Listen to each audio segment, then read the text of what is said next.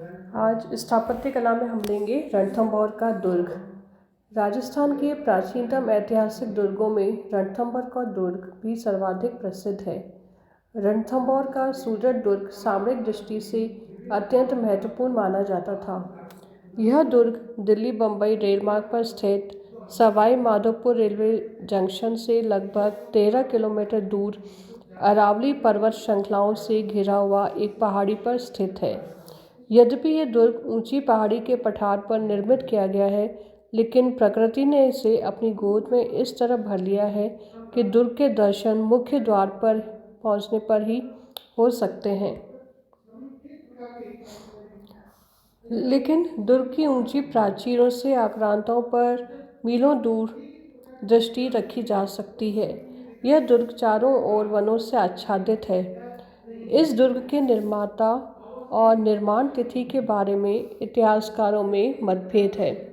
कुछ इतिहासकारों की मान्यता है कि इस दुर्ग का निर्माण 944 ईस्वी में चौहान राजा रणथान देव ने करवाया था और उसी के नामानुसार इसका नाम रणथंभौर रखा गया, जो कालांतर में रणथंभौर हो गया।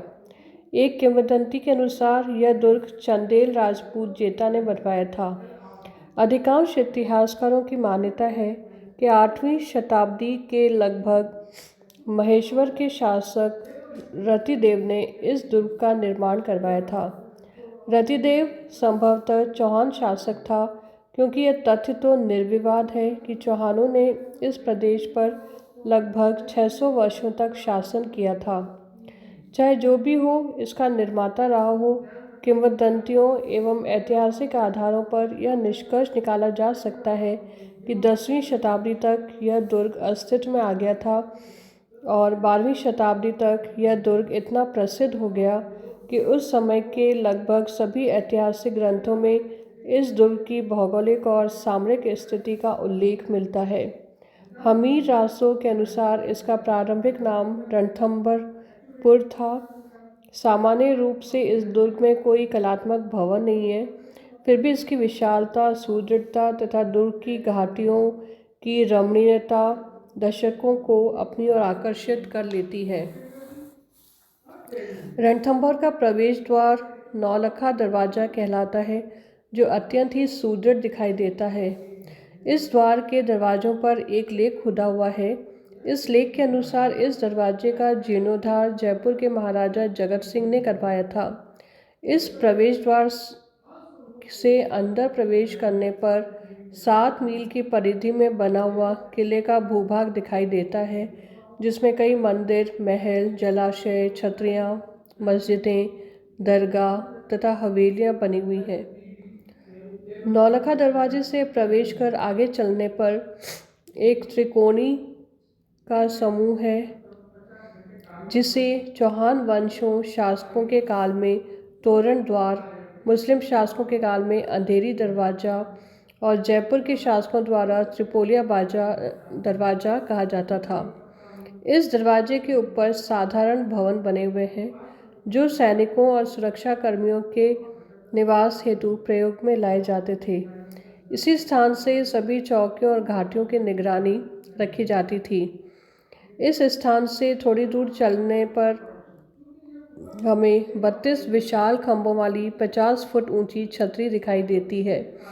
यह छतरी चौहान राजा हमीर ने अपने पिता की मृत्यु के बाद उसकी समाधि पर बनवाई थी।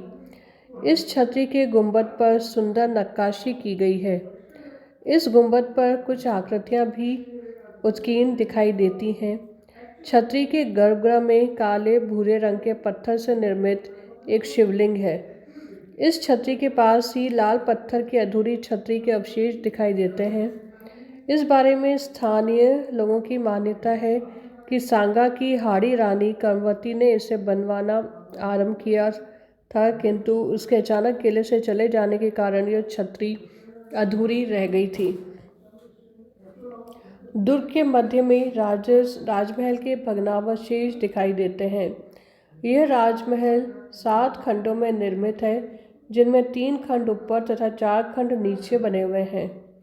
यद्यपि यह राजमहल जीर्ण शीर्ण हो चुका है, फिर भी उसके विशाल खंभे, सुरंगनुमा गलियारे, भैरव मंदिर, रसद कक्ष, शस्त्रागार आदि उस युग की स्थापना कला के श्रेष्ठ नमूने हैं। इस महल के पिछवाड़े में एक उद्यान है जिसमें एक सरोवर भी है।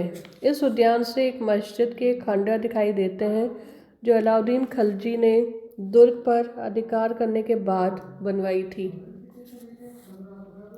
राजमहलों के आगे चौहान वंशी शासकों द्वारा निर्मित गणेश मंदिर है।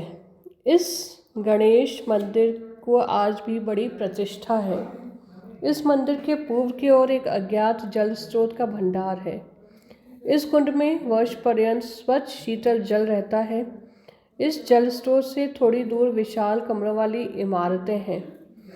ये इमारतें खाद्य सामग्री के गोदाम थे। गणेश मंदिर के पीछे शिव मंदिर है। ऐसी किंवदंती है कि अलाउद्दीन खिलजी को परास्त करके विजयी हमीर ने जब अपनी रानियों के जौहर की घटना सुनी तब वे बड़े दुखी हुए और उन्होंने अपने आराध्य देव शिव को अपना सिर काटकर अर्पित कर दिया।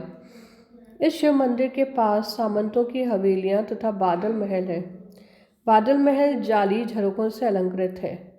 बादल नृत्य एवं आमोद प्रमोद के लिए उपयोग में आता था। बादल महल से लगभग 1 किलोमीटर दूर एक और विशाल इमारत है जिसे हमीर कचहरी कहते हैं। चौहान शासक इस कचहरी में बैठकर प्रजा को न्याय प्रदान करते थे। बड़े बड़े खंभों, बरामदों और कक्षों से बनी कचहरी की विशाल इमारत अत्यंत आकर्षक प्रतीत होती है। यहाँ से थोड़ी दूरी पर दिल्ली दिशा की ओर देखता हुआ एक दरवाज़ा है जिसे दिल्ली दरवाज़ा कहते हैं। दुर्ग के पश्चिमी परकोटे पर अनेक स्थानों पर सुरक्षा चौकियां बनी हुई हैं। दुर्ग के प्रवेश द्वार के बाईं ओर जोगी महल है। कहा जाता है कि यहाँ एक ऋषि रहता था।